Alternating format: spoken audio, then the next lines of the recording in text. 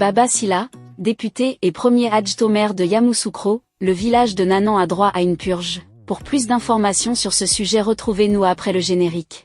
Mais avant de commencer, n'oubliez pas de vous abonner et d'activer la cloche de notification pour ne pas manquer nos prochaines vidéos. Bon visionnage.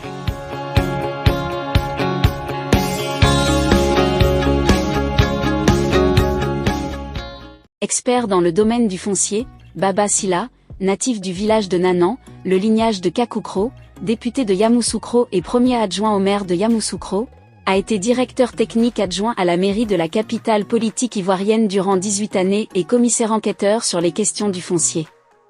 Il fait partie de ceux qui ont pris part au tout premier lotissement de la ville de Yamoussoukro.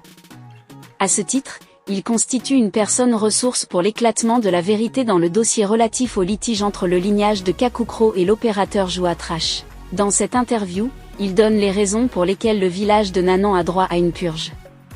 Vous avez été premier directeur technique adjoint à la mairie de Yamoussoukro, et vous avez été un acteur clé dans la réalisation du plan directeur de la ville de Yamoussoukro. À ce titre, quelles sont les étapes pour l'obtention d'un ACD sur un site villageois ? Permettez-moi de préciser ici que j'interviens au nom de mes parents du village mais aussi en tant que sachant dans le domaine du foncier.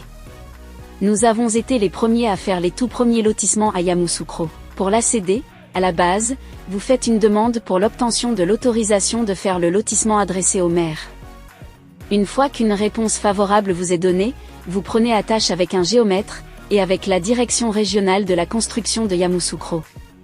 Si l'autorisation est donnée et que tous les documents techniques et les plans sont faits et déposés, la commission d'attribution siège par la suite pour l'approbation. Tous ces documents sont transférés à Abidjan.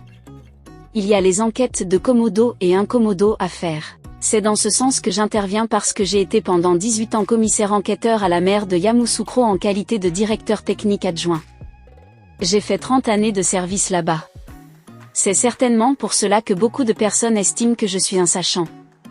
Je connais le statut de certaines zones dont celui pour lequel il y a litige en ce moment. Dans ces temps nouveaux, quand un lotissement est approuvé, après, il n'y a rien pour consolider les équipements de proximité prévus dans les réserves d'État. C'est alors qu'il y a des gens qui prennent le malin plaisir de les découper. Nous voyons le cas du quartier résidentiel ici. Il faut rappeler qu'à l'époque, ce sont des lettres d'attribution délivrées par le préfet qui font office de documents de base, mais maintenant, il y a les attestations villageoises qui font partie du dossier à constituer. Ainsi, ça donne lieu de savoir que c'est tel village qui a attribué le terrain en question parce qu'il y a aujourd'hui des comités de gestion foncière dans tous les villages. Ce sont ceux-là qui donnent les documents pour constituer le dossier en vue d'obtenir le terrain pour préparer les ACD. Que savez-vous du litige actuel sur le site du quartier résidentiel ? À propos de ce litige, il faut dire que nous avons constaté aussi ce qui a été fait sur le site. Si c'était possible, le village lui-même l'aurait fait, puisque le site lui appartient. La zone occupée aujourd'hui par Monsieur Jouet qui donne lieu à un litige, à l'époque, c'était une réserve. Toujours, on se pose la question de savoir qui a morcelé la réserve ? Comme le préfet de Yamoussoukro ne peut pas signer des lettres d'attribution au-delà d'1 hectare, lui, sur plus de 9 hectares, il a pu découper en 4000 M2 et 5000 M2 pour permettre au préfet de signer. Mais ce sont les agents de la construction qui ont pu procéder à cela. Sinon il n'allait pas accepter la procédure de constitution du dossier en vue de l'ACD. Si l'État veut entreprendre des projets sur des réserves, il s'adresse aux villageois en vue de payer les purges. Et les exemples sont là. Si les villageois constatent qu'il y a eu un morcellement sur leur site, il faut bien que le village soit dédommagé. C'est une procédure normale et légale. Alors, réclamer cela à ceux qui ont fait le morcellement sur la réserve n'est pas illégal. Nous prenons l'exemple de la Légion de gendarmerie de Yamoussoukro. Les autorités militaires, après avoir pris attache avec la construction, sont venues au village pour solliciter la construction de la Légion de gendarmerie sur la réserve d'État appartenant au village. La communauté village s'est réunie sur la place publique en compagnie de ces autorités. Elle a accepté de céder la réserve. Les calculs des dimensions ont été faits et le village a été dédommagé. Elles ont fait la purge à hauteur de 325 millions pour une superficie de 20 hectares. Concernant le litige avec Jou, le village veut savoir comment il a obtenu le site et qui a fait le morcellement afin que les ayants droit soient dédommagés comme l'État l'a fait pour la réserve des 20 hectares. C'est tout simple et c'est pour cela que nous sommes en procès au Conseil d'État.